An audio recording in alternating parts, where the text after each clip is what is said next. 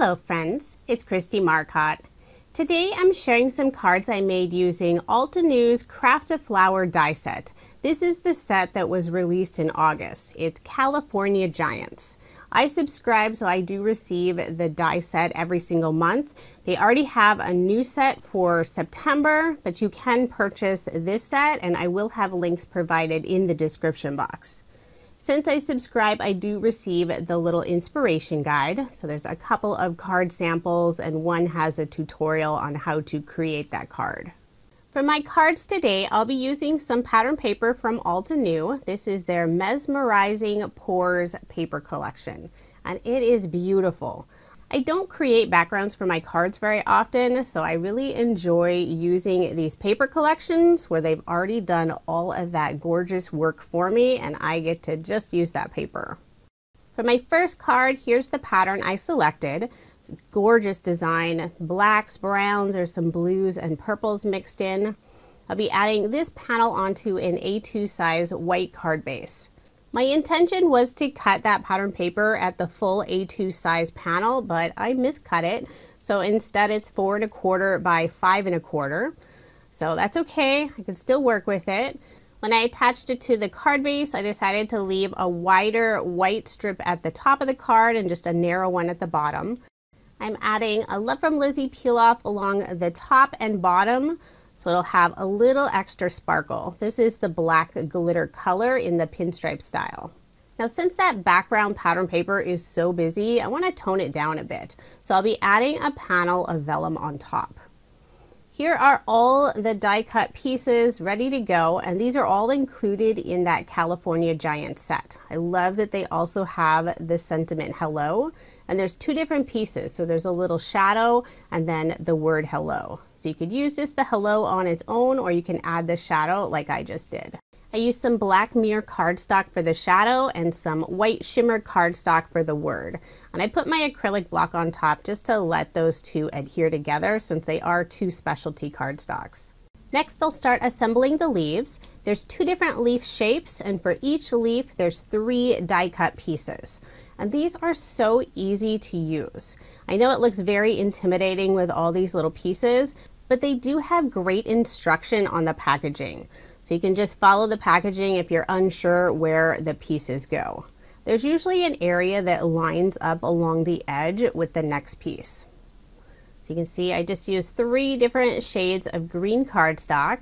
I'll just layer all those pieces together. Having all those different shades of green really adds some dimension to the leaf.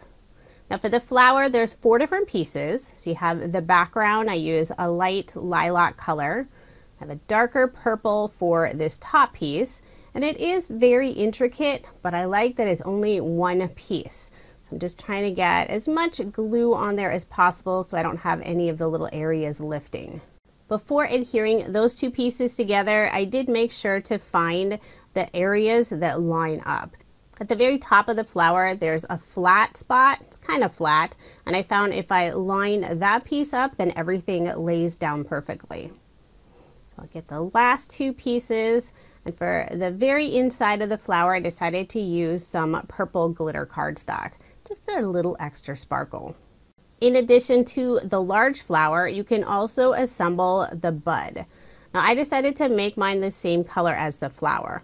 In the next card, I'll be making it green and just have that pop of color in the center of the flower. So again, very easy to line all these up together.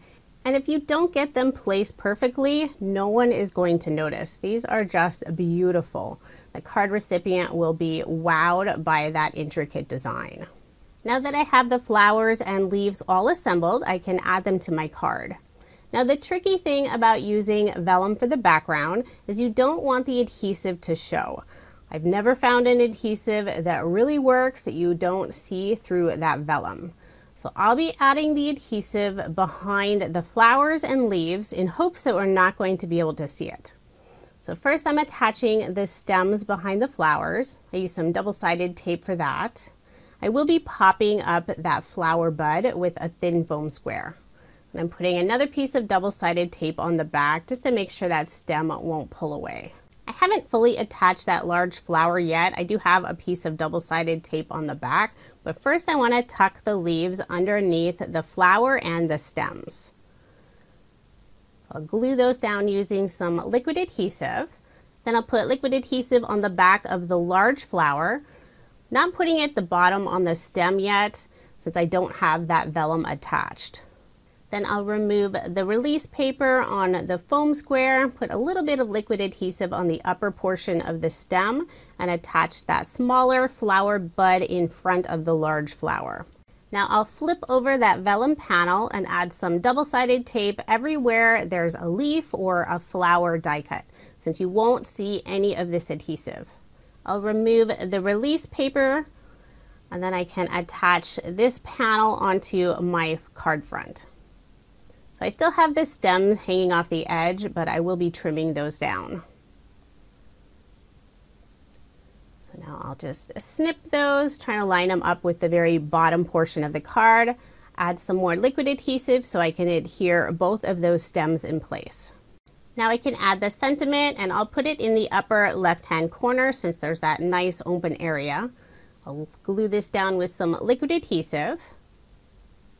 So once that's attached, I can lift up just the corner and add a little bit of liquid adhesive underneath the sentiment. So now at least all of the corners and most of that vellum is adhered nicely.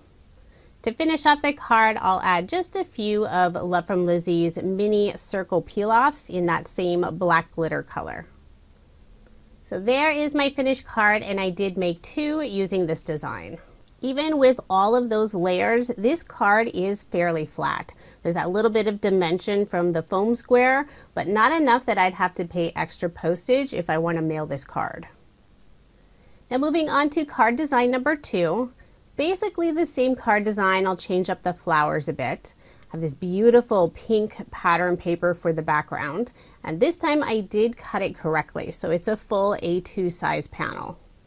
I'll still be adding that vellum. It's a very soft look on this card. And since you already watched me assemble all of the leaves and the flowers, I decided to just skip that portion.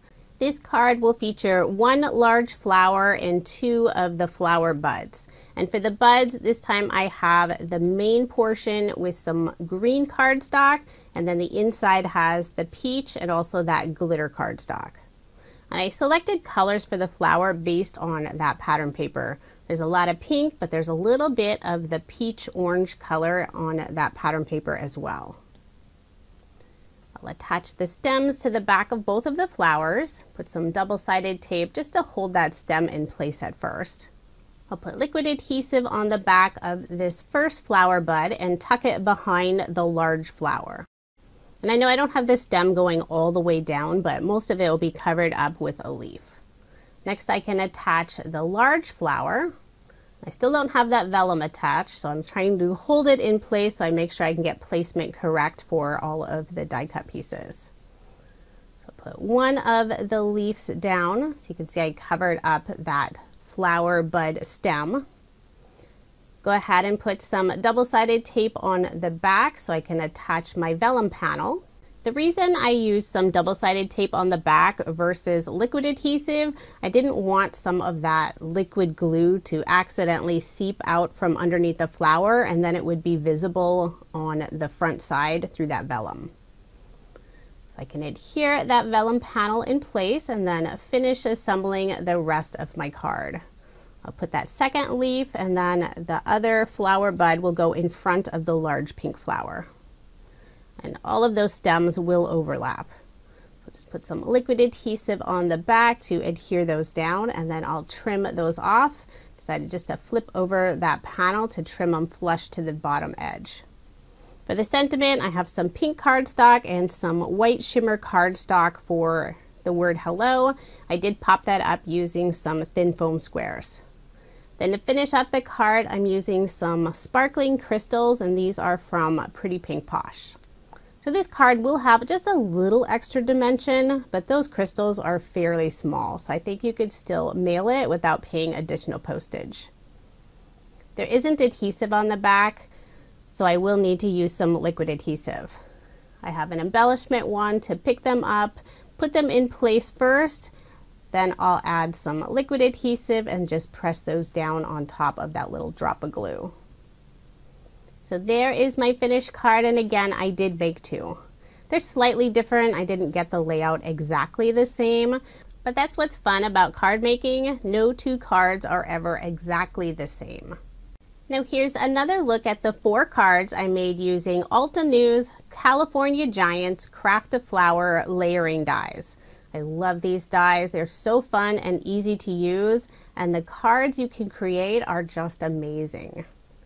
Now I did make another card. I don't have it with me, so I couldn't show it in the video, but I did take a picture.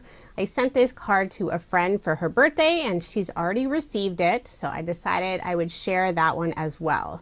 For this card, I used one of Altenew's stencils for the background, and I made a beautiful teal colored flower since that's her favorite color. If you are interested in any of the products I showed in this video, I do have links provided in the description box below. Thank you so much for watching, and I hope you have a wonderful day.